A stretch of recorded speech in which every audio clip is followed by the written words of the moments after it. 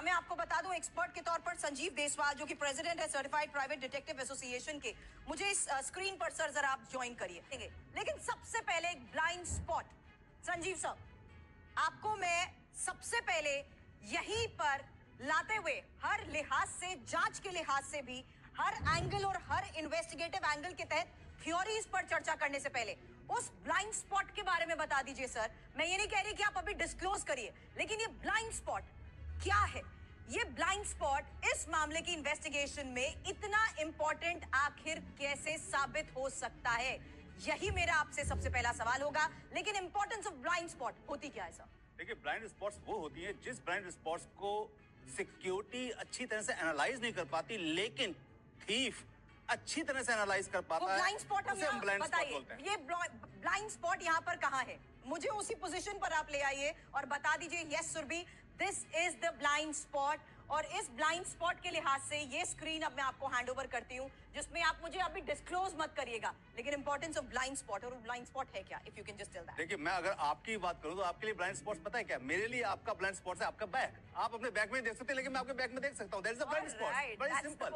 It's a very simple. Gaurav, ये simplify होगा कैसे अगर ये वाकई इतना सिंपल है? सर ने एक इंपॉर्टेंट बात यहाँ पर कही है, और उसी एंगल पर आगे भी आपको डिस्क्लोज करेंगे कि आखिर कौन सी ऐसी थ्योरी है जिस आधार पर इस पूरे मामले पर सवाल बेपर्दा हो जाएंगे। और कोशिश हमारी यही रहेगी कि आपके हर सवाल का जवाब इन्हीं एक्सपर्ट्स के जरिए आपको मिले और शो को आगे बढ़ाएं। उससे पहले बहुत कुछ देखना जरूरी है, जिसमें सबसे इंपॉर्टेंट मैंने आपको बताया, ये ब्लाइंड स्पॉट। ये जो इमेजेस लगातार हम यहाँ पर दिखा रहे हैं एक बिल्डिंग की, इसे हैंड ओवर करती हूँ आपको। समझाइए, इस इमारत में जहां पर सैफ अली खान रहते थे, 11वीं मंजिल सैफ अली खान की मौजूदगी और उनके बेटे की मौजूदगी, ये जो दो इंपॉर्टेंट फ्लोर, सर अगर आप इसे हाईलाइट करते हुए प्लीज अगर इलैबोरेट करके पूरा क्राइम सीन इसलिए कह रही हूं क्योंकि हमलावर ने 6 बार जिस तरीके से सैफ अली खान पर वार किया है, अंदर उस वक्त हुआ क्या होगा, ये समझना जरूरी है। देखिए, ये समझना बहुत जरूरी है कि किसी भी क्राइम इन्वेस्टिगेशन के अंदर पुलिस को सही दिशा में काम करना चाहिए, और सही दिशा में काम करने के लिए उनको ये समझना चाहिए कि इतनी सिक्योरिटी जिस बिल्डिंग की हो, उस बिल्डिंग के अंदर ऐसे कौन से ब्लाइंड स्पॉट्स थे जहां से ब्लाइंड स्पॉट्स को वो क्रॉस करते हुए क्रिमिनल अंदर घुसा है। मान लीजिए अगर हम इसको एक बिल्डिंग को मान लेते हैं, इमेजिन कर लेते हैं कि एक बिल्डिंग है, राइट, और इसका ये सा एरिया है जो सराउंडिंग एरिया है, यहाँ पे इसकी एंट्री है,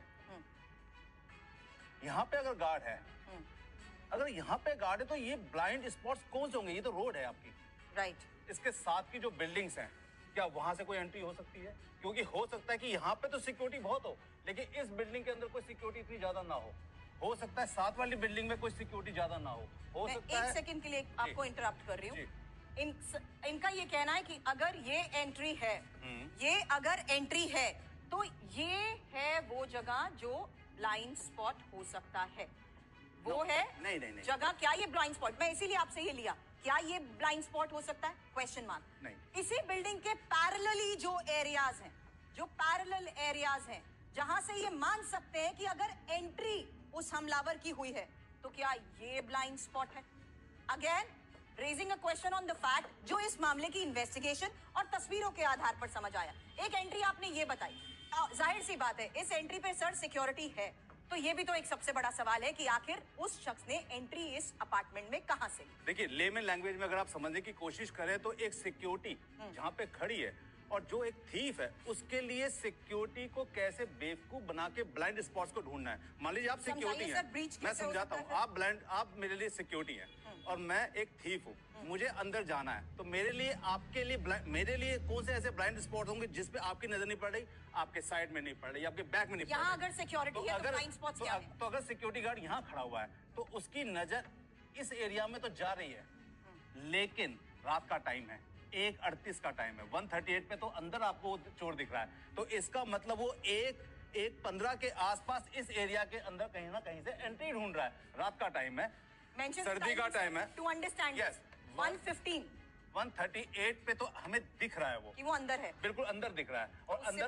और ये 6th फ्लोर है, 6th फ्लोर है, अच्छा फ्लोर है, अच्छा फ्लोर है, राइट, ठीक है। अब इसका मतलब अगर हम इसे 20-25 मिनट पीछे आ जाते हैं तो हो सकता है कि ये 150 का टाइम है और नाइट का टाइम है, सॉरी AM का टाइम है, सॉरी ये 1:50 का टाइम है, सर्दी का दिन है, कोहरा छाया हुआ है। मुंबई में भी नहीं, हल्की फुल्की सर्दी तो है, सर्दियां तो जनवरी, सर्दियां तो है। 1:15 पे अगर यहाँ पे सिक्योरिटी गार्ड खड़ा है, हो सकता है कि उसको यहाँ पे पूरा का पूरा जो लोकेशन है क्लैरिफाई ना हो, क्लियर ना दिख रहा हो।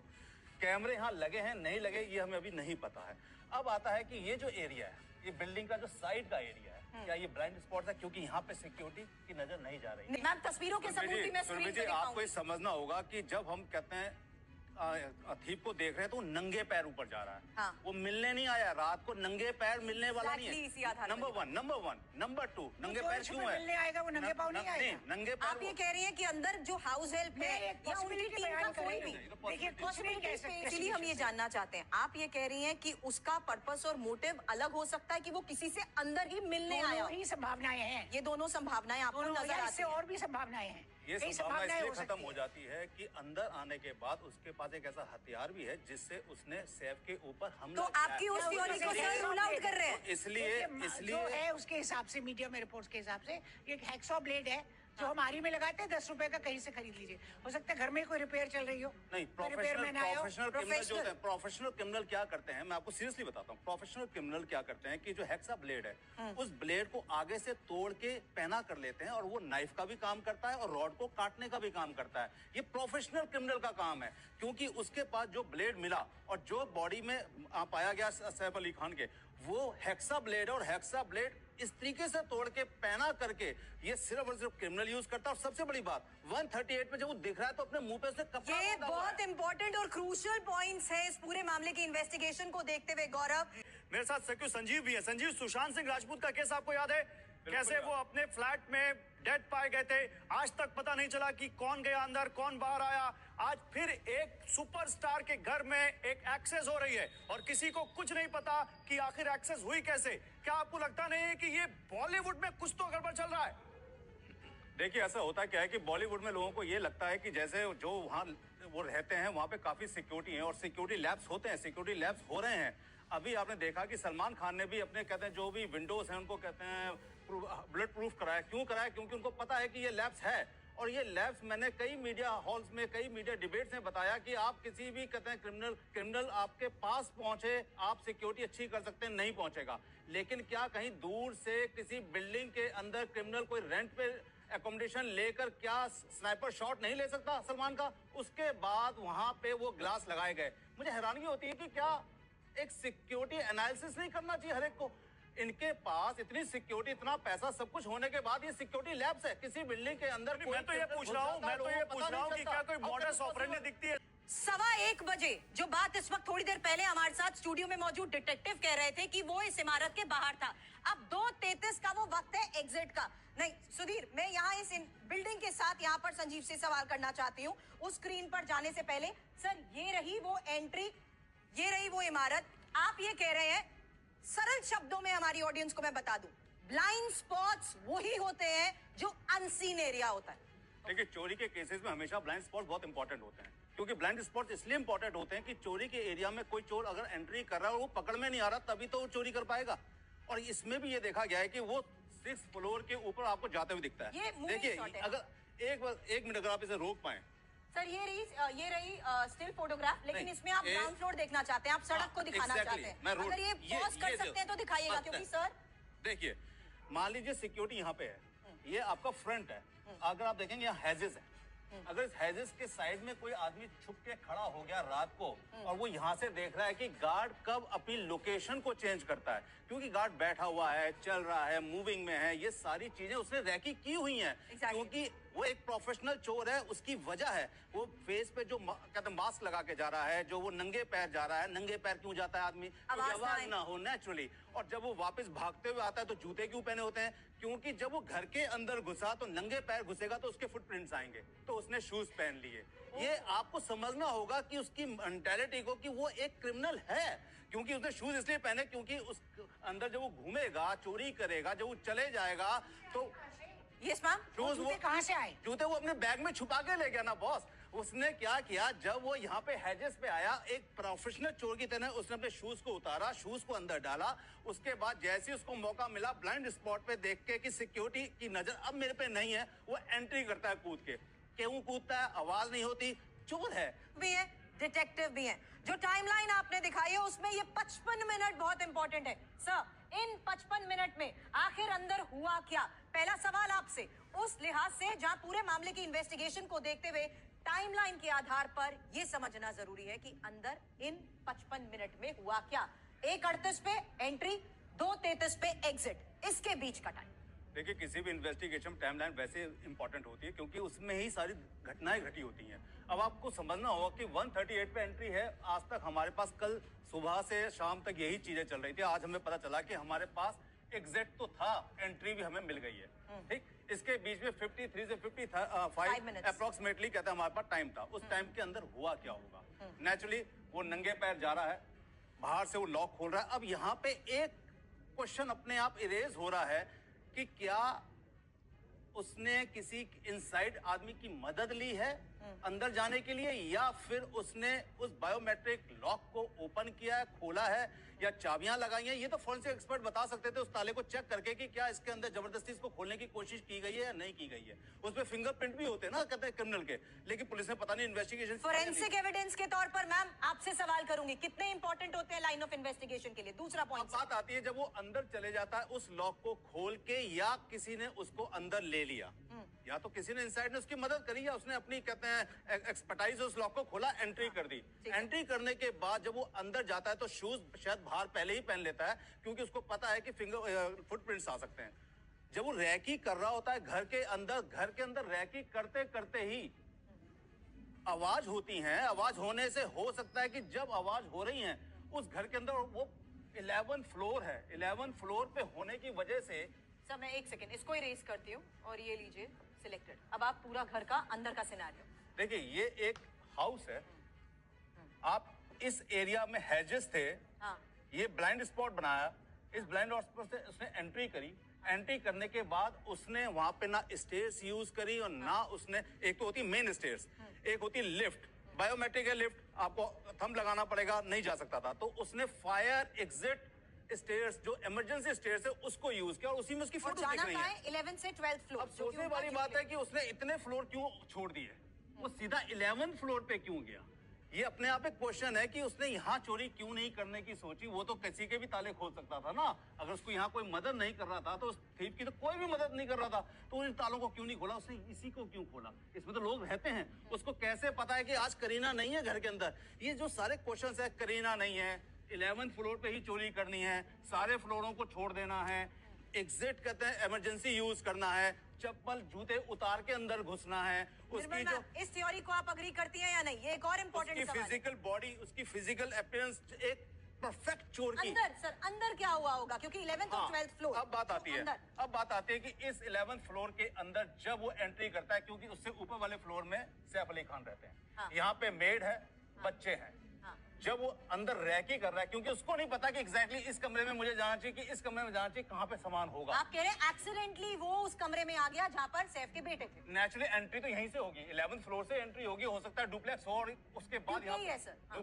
डुप्लेक्स है ना, तो नेचुरली एंट्री तो यहीं से ही होगी, तो पहले रैकी तो यहीं करेगा इंसान। जब वो रैकी कर रहा है, आवाज हो रही है, आवाज होते ही मेड के, आवाज होते ही मेड उससे पूछती हुआ नहीं, मैं कौन हूँ भाई तुम लोग? तो उसके बाद जो वो आवाज हो रही है, हल्ला हो रहा है, बच्चे की तरफ जा रहा है, डिमांड कर रहा है, इस सब शोर को सुन के जब नीचे वो आते हैं, यहाँ पे इंपॉर्टेंट चीज है, जब वो नीचे आते हैं तो क्या करते हैं? हाँ। सैफ नेचुरली नींद में है। लोग कह रहे थे कि सैफ इतने हट्टे कट्टे हैं, वो इतना पतला सा चोर है, मच्छर जैसा, वो कैसे मार देगा? बच्चे को बचा रहे होंगे और नहीं, वो बच्चे को नहीं बचा रहे हैं, वो एक्चुअली नींद में है। नींद में आया वो आदमी सर्कमस्टेंस में किसी को अपने घर में अजनबी को पाता है तो एकदम सकपका जाता है और उसको पकड़ने की कोशिश करता है, इसलिए उसकी बॉडी में पीछे से निशान।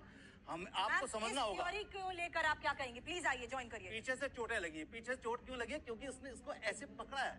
आप कह रहे हैं कि हमलावर को सैफ ने पीछे से पकड़ा है, इसीलिए। स्टाफ सर, ये अगर अंदर के कमरे हैं, यहाँ पर स्टाफ की मौजूदगी यही सवालों को घेरे में थी और स्टाफ से हुई पूछताछ कितनी इंपॉर्टेंट? देखिए, इस पुलिस इन्वेस्टिगेशन के अंदर सबसे बड़ी जो चीज है वो एस्टैब्लिश करना है कि एंट्री कैसे हुई। और मैं हैरान हूं कि 24 घंटे नहीं 48 घंटे निकल गए हैं और पुलिस ये एस्टैब्लिश नहीं कर रही कि चोर अंदर घुसा कैसे है, क्योंकि अगर मान लीजिए इस कमरे का गेट अगर एक ही है और यहाँ से एंट्री करने के बाद इस कमरे से दूसरे कमरे से तीसरे कमरे में कहीं जाता है, तो नेचुरली इस कमरे को, इस दरवाजे को खोला किसने? इस दरवाजे को क्या बायोमेट्रिक वहाँ पे चेकअप है या कहते हैं कोई अंदर से उसने कॉल की, अंदर से किसी ने खोला? ये बहुत इंपॉर्टेंट है। अंदर मौजूद किसी शख्स ने खुला छोड़ दिया? देखिए, खुला छोड़ दिया, उसके बावजूद भी बात तो वही है कि इनसाइडर कोई है।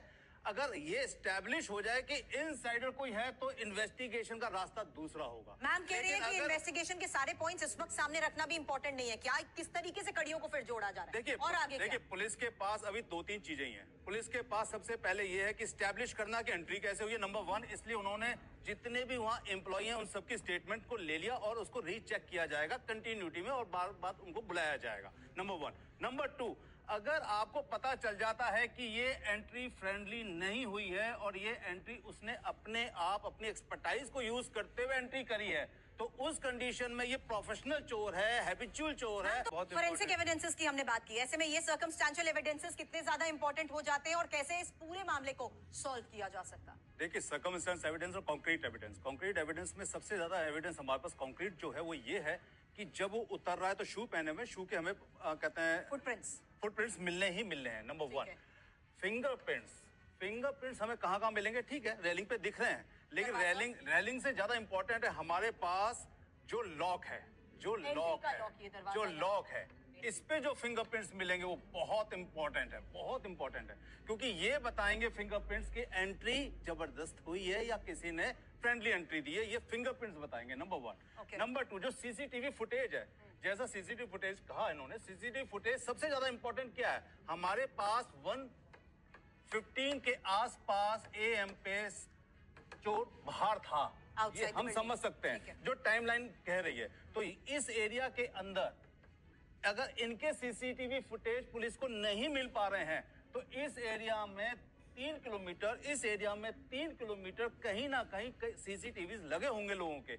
उस सीसीटीवी से इस टाइमलाइन के टाइम पे जितनी भी मूवमेंट्स लोगों की हो रही हैं, वहां से आपको इंपॉर्टेंट लीड मिलेगी कि वो चोर इधर गया, इधर गया, इधर से फिर किधर गया, क्योंकि सीसीटीवी फुटेज निकलते चले जाते हैं। लेकिन अंदर के 55 मिनट्स, अंदर के जो 55 मिनट्स हैं वो सिर्फ रैकी करने में, उसके फिंगरप्रिंट जगह जगह लगे होंगे, झगड़ा करने में, सैफ अली खान को मारने पीटने में, भागने में, उस 55 मिनट वहां पे वेस्ट हुए। सैफ की रीढ़ जिस तरीके से बची है, इसमें ये भी इंपॉर्टेंट है, माना यही जा रहा है कि पीछे से अगर सैफ ने उसे पकड़ा हो तो ही वो वार करने में भी मैंने आपको जैसे कहा था कि होता क्या है कि जब आदमी नींद में जाता है तो नींद में गया हुआ आदमी सर्कमस्टेंस के अकॉर्डिंग इतना तैयार नहीं है कि सामने वाले से कोई उसने फाइट करनी है। वो नेचुरली सब पका जाएगा अपने घर में रात को किसी को देख के, तो नेचुरली से रोकेगा, पकड़ेगा। तो मान लीजिए अगर मैं इसको ऐसे पकड़ता हूं तो इसके जो दोनों हाथ हैं वो फ्री हैं, तो वो मेरी पीठ पे ही चलेंगे। जब मेरी पीठ पे चलेंगे तो वही पीठ पे लगे हुए घाव सैफ अली के साफ बताते हैं कि सैफ अली ने उसको पकड़ा। लेकिन यहाँ पे एक क्वेश्चन बहुत रेज होता है, सैफ अली ने जब उसको पकड़ा तो क्यों नहीं उस लेडी ने, एलेमना, बाहर जाके शोर किया, रश किया, जिससे सिक्योरिटी आ सकती थी, अपार्टमेंट के लोग आ सकते थे, उस चोर को पकड़ सकते थे।